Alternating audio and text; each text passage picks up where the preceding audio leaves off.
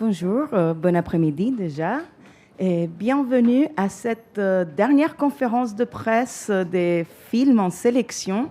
Et c'est justement pour le film qui va clore le festival demain soir sur la Piazza. Et ce sera une belle clôture amusante, émouvante, j'en suis sûre, comme le film Ni vu ni connu de Marc Fitoussi. Merci d'être là avec nous et avec ce duo magnifique entre Corinne et Sandrine, qui sont Isabelle Huppert et Sandrine Kiberlin, et la productrice et voilà aussi complice de tout ceci, Caroline Bonmarchand. Merci à vous quatre d'être là, d'être ici à la conférence avec nous et tout simplement d'être ici à Locarno. En plus, je sais que voilà, vous avez fait un effort pour que les agendas vous permettent d'être là, donc on est vraiment ravis.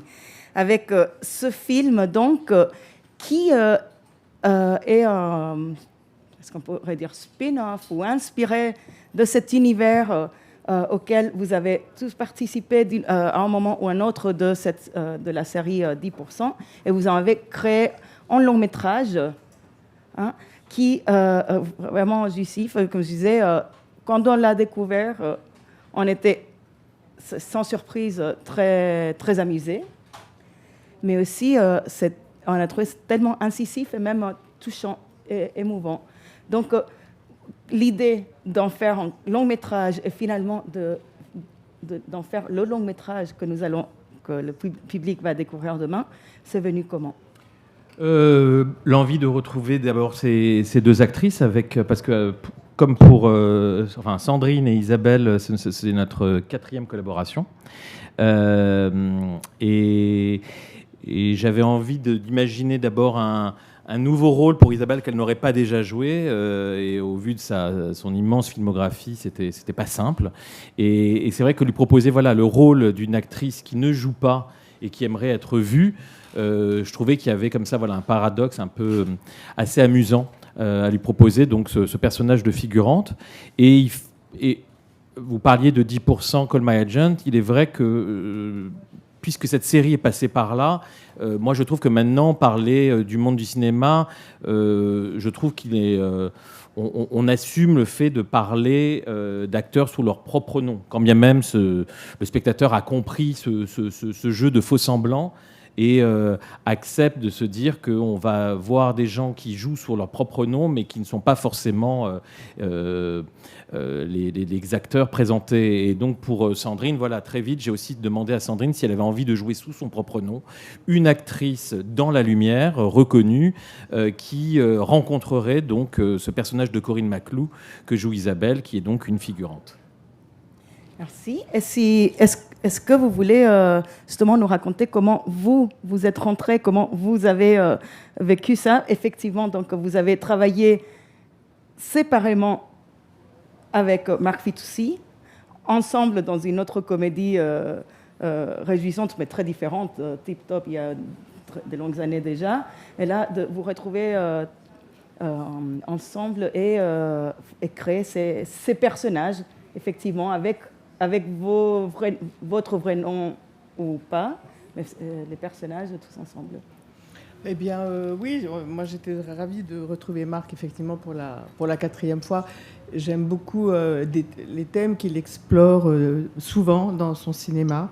Le thème de la précarité, souvent de la vie d'artiste, quelquefois dans d'autres domaines. Je pense par exemple à Copacabana, le premier film que j'ai fait avec Marc, avec ma fille, Lolita Chama, où il explore aussi des vies, au fond, qui sont pas triomphantes, qui sont un peu parfois difficiles, mais il le fait toujours avec à la fois beaucoup d'intelligence, beaucoup de drôlerie, quelque chose de très mordant, de très incisif. Et j'aime beaucoup comment il navigue d'une manière assez unique, je trouve, entre la comédie et la réflexion plus sociologique sur notre monde.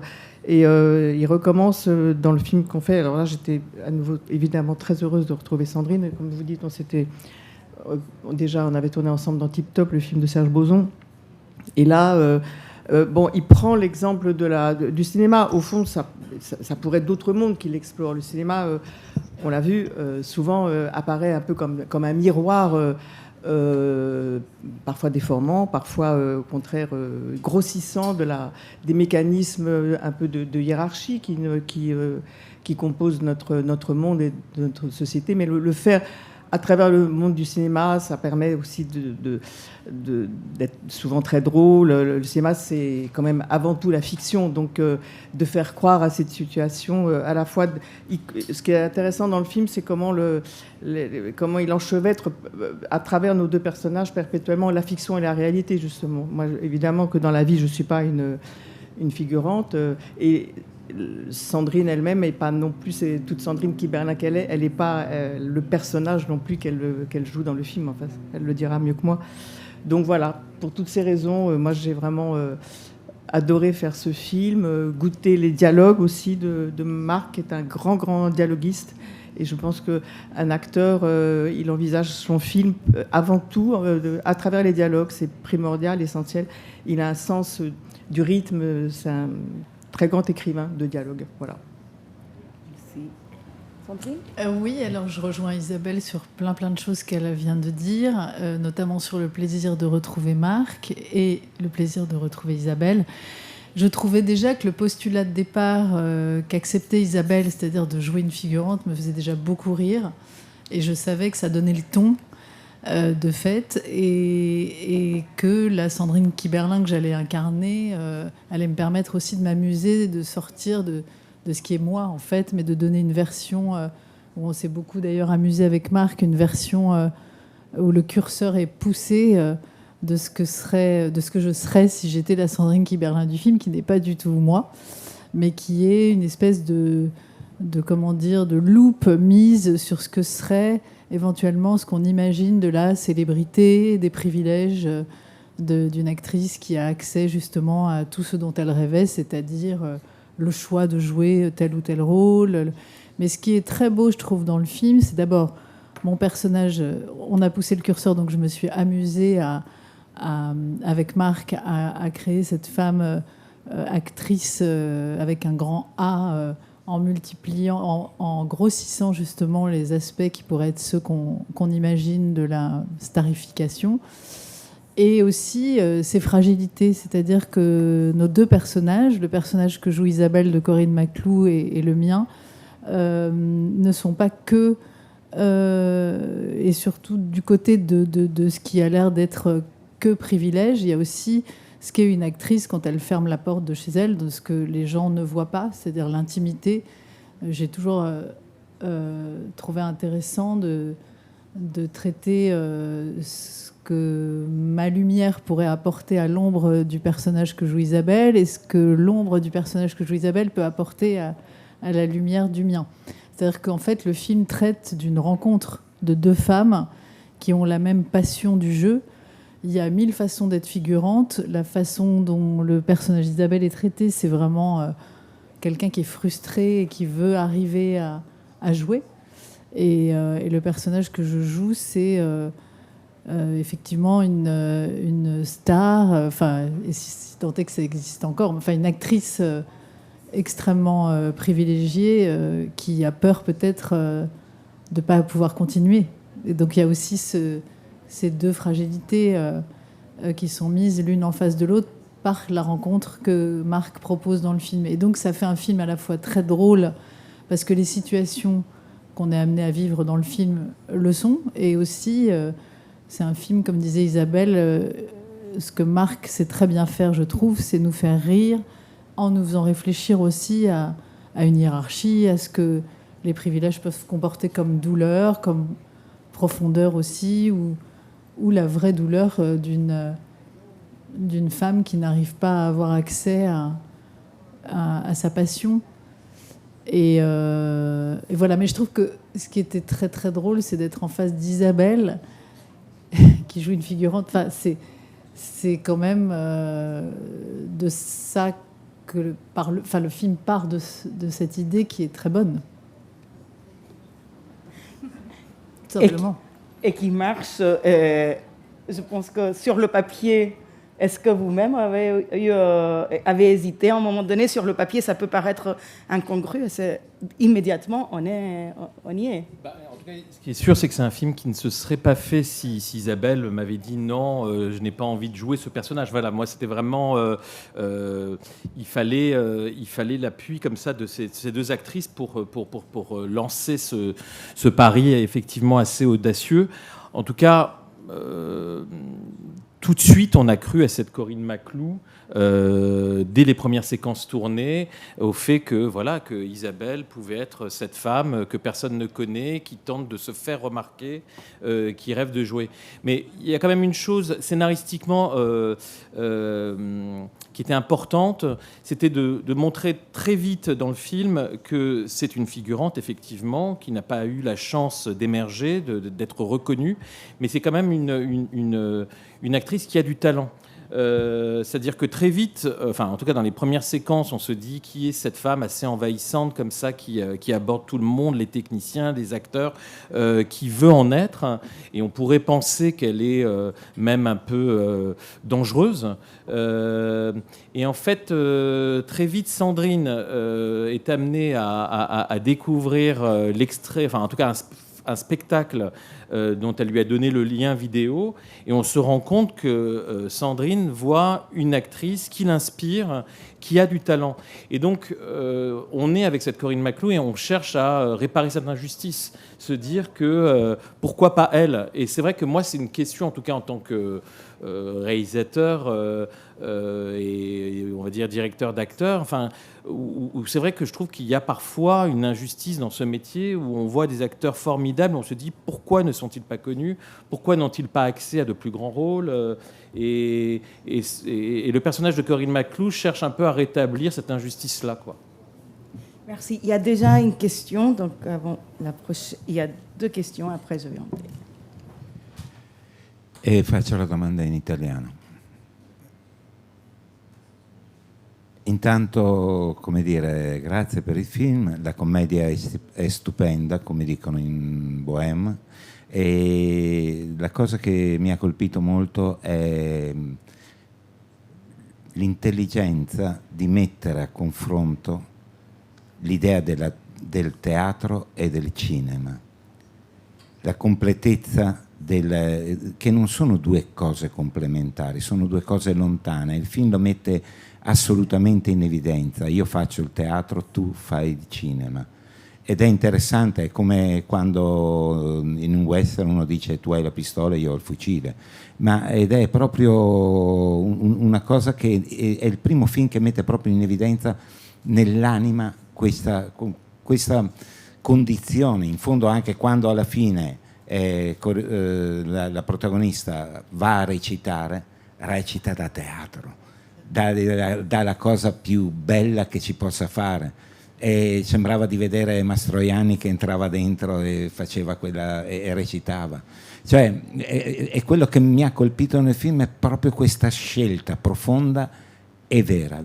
Era voluto questo fatto di mettere in evidenza questa distanza, di provocarla. Era già scritto e è venuta fuori così. Merci. En tout cas, il est vrai que je n'avais pas envie, à l'écriture, de faire un film qui ne serait que sur le cinéma. Quand bien même on parle d'une actrice qui a envie d'être vue. Dès la première version, il a été question... Alors, effectivement, pour réfléchir à ce personnage de Corinne Maclou, il m'a plu de convoquer des souvenirs que moi, je pouvais avoir d'Isabelle Huppert en tant qu'actrice. Je trouvais qu'il y avait quelque chose d'amusant à la replonger dans des projets, des films ou dans des lieux qu'elle a pu côtoyer en tant qu'Isabelle Huppert. Et là, ce serait donc Corinne Maclou qui qui rencontrerait ces situations d'une autre façon forcément. Donc par exemple Madame Bovary, Isabelle a joué Madame Bovary pour Claude Chabrol, et là on la retrouve dans une sorte d'adaptation peut-être Netflix où elle est une figurante et elle tente de vendre des navets à la Madame Bovary incarnée par Anna Girardot. Mais de la même manière, donc je me suis dit il était intéressant de pouvoir comme ça évoquer Bob Wilson, de pouvoir montrer Isabelle au sein du théâtre de l'Odéon, puisque pour moi j'ai l'impression que ce théâtre est le sien. En tout cas, je pense que si j'ai voulu élargir ce film aussi au théâtre, c'est d'abord parce que je trouve que, en tout cas, quand on a envie de jouer, quand on a envie de s'exprimer, je ne crois pas qu'on fasse cette différence. On a envie, de pouvoir s'exprimer, que ce soit sur scène ou devant des caméras. En tout cas, on ne crée pas cette différence-là. Et Corinne était prête à tout, pour y arriver. Après, je trouve qu'il était important aussi que la Sandrine Kiberlin, qui est donc l'actrice dans ce film célébrée,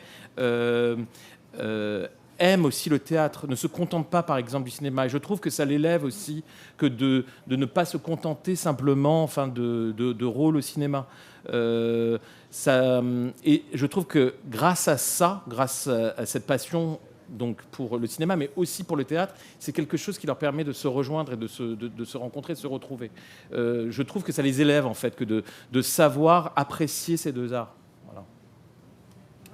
Je trouve la vostra domanda è molto interessante.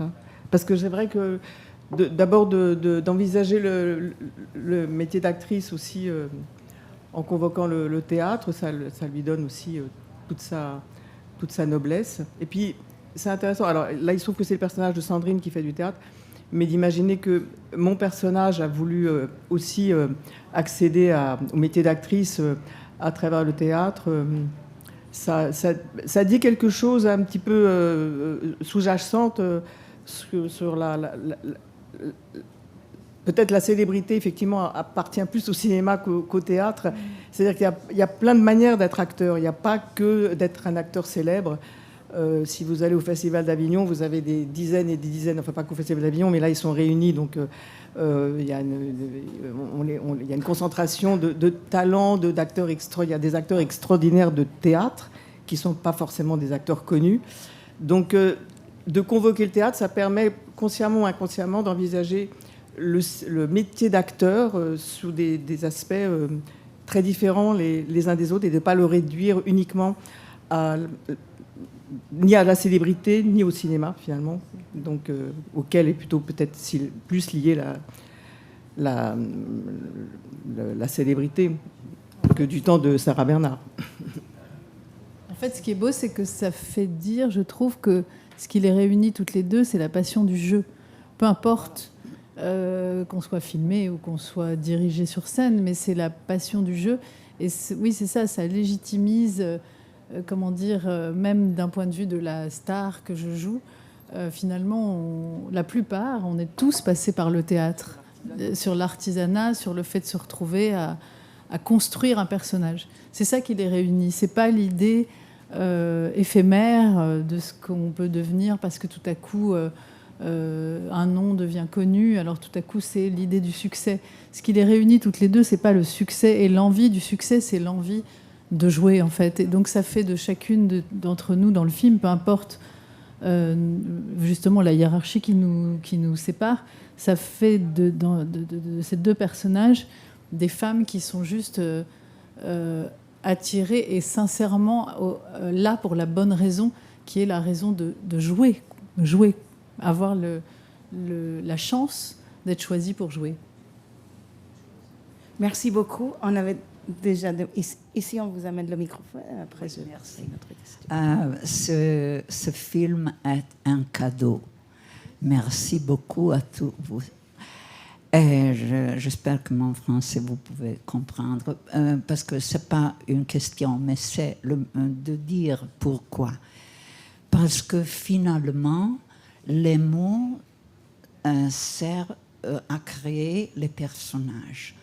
Il y a des films, j'ai vu beaucoup de films où les mots ne sont bien dans un film. Un film doit être ou image qui vous parle, ou bien, en ce cas très extraordinaire, les mots et les dialogues créent les personnages. Et je dois dire que, pas pour les personnes, mais le personnage d'Isabelle est bien plus généreux que l'autre. Ah oui, parce qu'elle est plus capable que l'autre. Et alors, elle peut lui donner beaucoup. Oui. Merci beaucoup, beaucoup. Merci beaucoup. Ah, j'aime plus le cinéma que le théâtre. Pour moi, le théâtre est vieux. Bon, justement, tout ça se discute. Mais justement, une petite question, presque de manière très candide, mais par rapport à le personnage ou l'autre personne, justement, de jouer.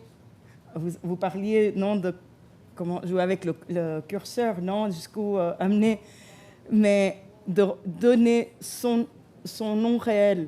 On peut identifier un personnage qui peut avoir tous les aspects négatifs de ce personnage liés à son nom. Est-ce qu'il y avait des hésitations ou au contraire, est-ce que ça inspirait à aller plus loin?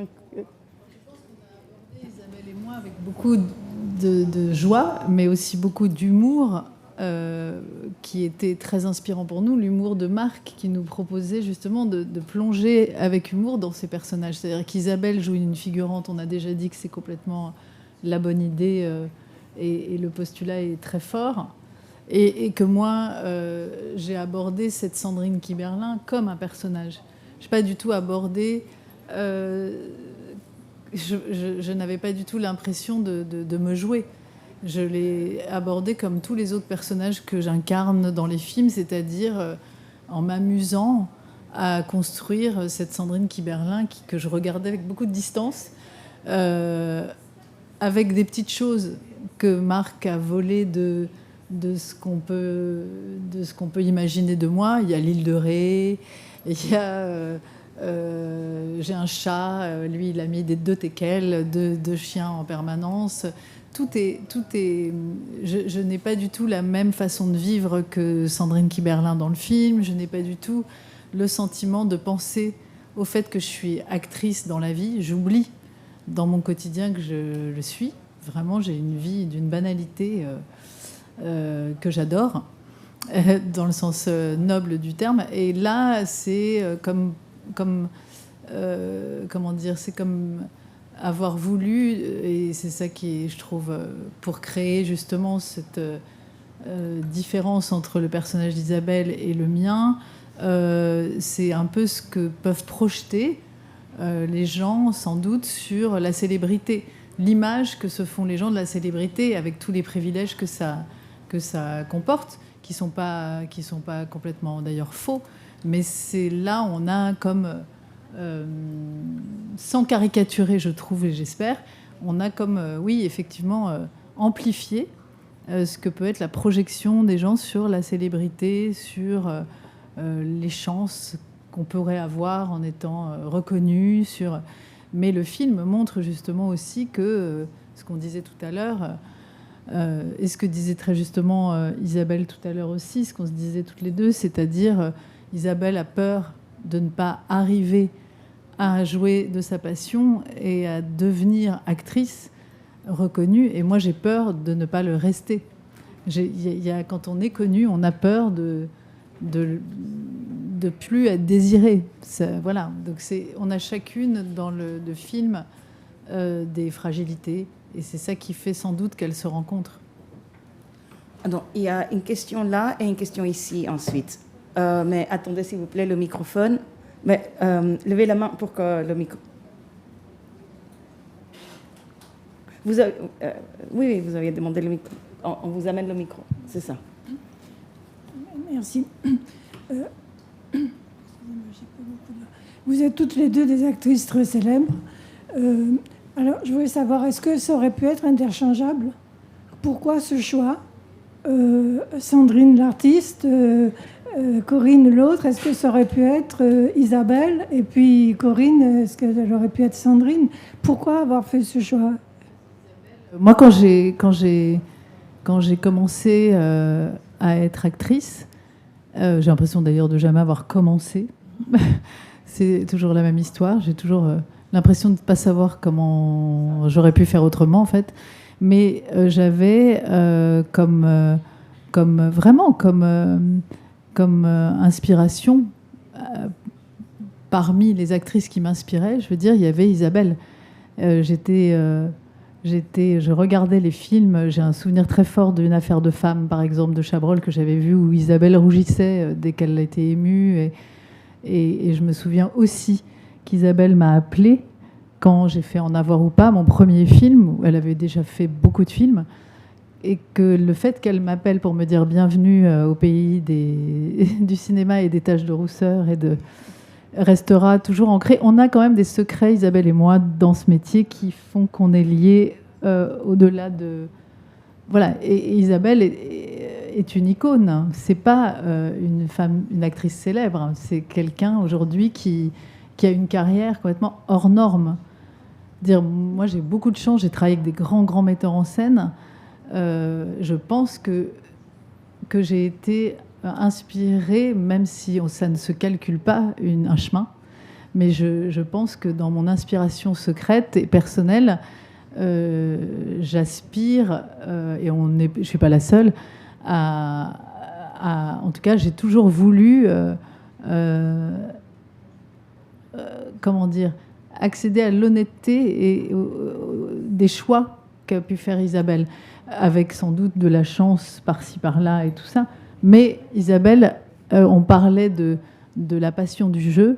Moi, la fois où j'ai été le plus émue de ma vie, je pense, comme spectatrice d'une autre actrice, c'est quand j'ai vu Isabelle sur scène jouer dans le spectacle de Bob Wilson, où je lui ai dit, d'ailleurs, pourquoi ? Parce que je voyais, comme jamais j'avais vu, le plaisir d'une actrice à être sur scène et l'émotion, en fait, que ça suscite de voir autant de plaisir pour une actrice de jouer. Et c'est-à-dire que pour une actrice qui a... Moi aussi, j'ai du plaisir à jouer. Quand on voit ce plaisir à ce point-là sur scène, c'est bouleversant. Et donc, Isabelle est au-dessus. Enfin, je veux dire, il y a Isabelle, et puis moi, loin derrière. Et les autres. Non, mais c'est vrai. Merci, Sandrine. Non, mais c'est vrai. Je vais quand même répondre. Je vais répondre. Oui, mais il fallait une actrice comme Sandrine fallait un objet de mon admiration à la hauteur suffisante, et ça pouvait être que Sandrine. C'est pas pour enchaîner sur répondre à ce qu'elle dit, mais ça aurait pu être l'inverse. Hein. Non. Sandrine aurait pu être figurante. Non, mais disons que, alors pour les départager, je dirais qu'on pourrait quand même imaginer une suite où cette Corinne Maclou, puisque, vous avez sans doute vu le film, en tout cas, cette Corinne Maclou peut désormais peut-être émerger et être la star, et avoir une Sandrine Kiberlin qui désormais a besoin de son aide pour décrocher des rôles. Enfin voilà, on pourra... Non, mais pour que le postulat de départ marche, soyons honnêtes, il fallait que ce soit Isabelle. Ça ne marche que si c'est Isabelle. Parce qu'il fallait cette envergure, si vous voulez. C'est ça qui est drôle, on se dit, mais Isabelle... Et puis parce que je convoque la carrière d'Isabelle à travers le film, enfin en tout cas de par son parcours international, passé par le théâtre de l'Odéon, évoquer Bob Wilson ou parler de Madame Bovary et de ce film. Voilà, enfin il y a quelque chose qui était très lié, mais oui. Voilà. Non, mais tu t'en sers aussi pour étoffer le cadre général du film. C'est pas uniquement dans l'anecdote, et c'est ça qui est d'ailleurs intéressant. Oui. Bon, justement, est-ce que Caroline prend des notes pour la possible suite? Il y aura une suite, et c'est pas l'idée, mais c'est vrai que dans ce projet, ce qui nous plaisait aussi, et peut-être là où il y aura peut-être une suite, ou en tout cas il y a une unité dans le travail de Marc, c'est sur la fantaisie de ces personnages féminins. C'est-à-dire que c'est notre 5e, je crois, ou 6e collaboration. Et tous les personnages que Marc écrit, ce sont des femmes jusqu'à maintenant, et des femmes de tous âges, et qui à chacun de ces personnages se réinventent et a la possibilité de devenir quelqu'un d'autre. Et Sandrine et Isabelle ont déjà joué ces personnages-là chez Marc, et voilà. Et je pense que s'il y a une suite à ça, ce sera dans les nouvelles histoires qu'il va nous concocter, nous inventer, avec toujours la même fantaisie et l'idée que une femme peut se réinventer à chaque moment de sa vie. Et Locarno aura fait partie de cette idée. Mais voilà, il y avait une demande ici pour le micro. Oui. Alors, merci M. Fitoussi et merci à tout le cast pour un film vraiment formidable. Ma question est adressée plutôt à Mme Dupert et à Mme Kimberley et revient sur une question qu'on a posée avant, le rapport entre le cinéma et le théâtre. On ne peut pas nier qu'il y a une très grande différence qui est notée dans le film, par exemple dans la scène sous la neige. Sur un plateau cinématographique, on peut toujours refaire la scène. Au théâtre, on ne peut pas faire le rewind. Donc je crois que la posture, l'attitude d'une actrice, bien que vous soyez parfaite, soit au théâtre qu'au cinéma, est bien différente. Alors je voudrais reposer la question à les deux actrices. Quelle est la différence que vous prouvez en vous-même, c'est-à-dire même en taux d'adrénaline au théâtre et au cinéma? Oui. Là, on dépasse un tout petit peu le sujet du film, même si, encore une fois, on a déjà dit à quel point c'était intelligent de la part de Marc d'avoir convoqué le théâtre dans la description générale du monde des acteurs. On constate tout le bénéfice que le film tire de cette convocation du théâtre dans la description de ces situations. Mais alors là, c'est encore un autre sujet, j'ai envie de dire, la différence entre le jeu au théâtre et... Enfin, moi, je vais aller assez vite dans ma réponse. Moi, je ne vois pas de différence personnellement. Voilà. Donc, c'est évidemment une expérience tellement fondamentalement différente que c'est presque un vœu pieux que d'essayer même d'imaginer, de décrire les différences, parce que ça n'a tellement rien à voir. Donc, je préfère dire que pour ce qui est de ce que je fais, de la manière dont je joue, qu'il n'y a finalement pas tant de différence que ça. Peut-être pour abolir aussi l'idée que peut-être si on pouvait... Alors, on pourrait dire que le cinéma, c'est une confrontation avec soi-même. On pourrait dire que le théâtre, c'est justement pas une confrontation avec soi-même. Alors moi, j'ai envie de dire que là où ça m'intéresse de faire du théâtre, c'est que ça devienne au même titre qu'au cinéma une confrontation avec soi-même. Parce que le théâtre, il est vu à travers le texte, avant tout, à travers le langage, à travers la mise en scène. Alors peut-être l'acteur, il a peut-être plus de mal à se dire que, au fond, il est autant concerné comme personne, et comme il n'y a que ça qui est intéressant. Parce que le cinéma, le théâtre, c'est quoi? C'est dans l'imaginaire des gens et dans la réalité, c'est des personnages, c'est des textes, c'est des auteurs. Au contraire du cinéma qui fabrique que du réel, où la notion de personnage n'est pas la même. Donc, voilà, la seule chose qu'on pourrait dire, c'est que le théâtre, finalement, on essaie justement de faire surgir la personne avant tout, ce qui est un petit peu plus, parfois, peut-être difficile si on parle de metteurs en scène qui sont plus dans l'abstraction que dans le réalisme, comme Bob Wilson, par exemple. Mais c'est possible aussi, justement. Donc, voilà, c'est juste d'être une personne et pas un personnage. Voilà. J'ai l'impression que ce qui me plaît beaucoup au cinéma, parce que j'adore énormément le théâtre, mais j'ai peut-être plus, depuis toujours, une attirance avec l'image, avec le cinéma, parce que je crois, j'ai réfléchi à ça, je pense que j'adore jouer avec le temps. En fait, le temps me fait peur, le temps qui passe me fait peur, comme je pense tout le monde, mais le cinéma permet de jouer avec le temps, c'est-à-dire on peut commencer par le début, mais commencer par la fin, mourir au milieu, on revit parce qu'on tourne. J'adore le sentiment comme ça, momentanée sur un film, de pouvoir jouer avec le temps. Voilà, ça c'est la seule, je pense, différence avec le théâtre, où le théâtre, au contraire, me met face au temps qui passe, parce qu'on est vraiment en temps réel avec la pièce qui se déroule, et il y a le début, le milieu, la fin, applaudissements, et le temps a passé, et ça peut, moi, me plaire un certain temps, mais j'avoue que j'ai la passion du cinéma pour ce que ça me permet de contrarier au niveau de ma peur personnelle du temps qui passe. Voilà. Merci. Mais c'est toujours du jeu. C'est là où je rejoins Isabelle. C'est qu'on est toujours à vouloir rendre un personnage, une personne, quelqu'un de vrai à l'instant où on joue. Merci infiniment. Malheureusement, on nous signale qu'on doit s'arrêter. Il y a plusieurs mains qui s'étaient levées depuis un moment. Mais je me demande, même si la question était adressée justement aux actrices, si pour vous, en tant que metteur en scène de cinéma, oui, vous croyez que... Okay, non, mais moi je répondis. Juste si justement vous avez réfléchi à cette question dans la construction de ce film, juste pour clore l'idée. Non, mais là, on va se répéter. C'est vrai qu'en tout cas, convoquer à travers ce film le théâtre, c'est surtout présenter deux personnages qui sont aussi habités par le théâtre, parce que c'est d'abord, avant tout, leur passion de jouer qui l'emporte, plus que l'envie de se voir, par exemple. Et d'ailleurs, moi, la seule séquence coupée de ce film était une scène où Corinne Maclou se regardait un peu trop devant un miroir, et où je trouvais que soudain, on s'éloignait du personnage que je voulais raconter, c'est-à-dire quelqu'un qui n'avait finalement pas tellement besoin de se regarder sur un miroir, qui voulait surtout pouvoir servir un texte, servir un auteur. Et je trouvais que se passer de cette séquence, c'était finalement la rendre plus noble. Et le théâtre participe aussi à ça. Bon, merci beaucoup. Il y a tellement à dire sur le film que le temps n'est pas suffisant.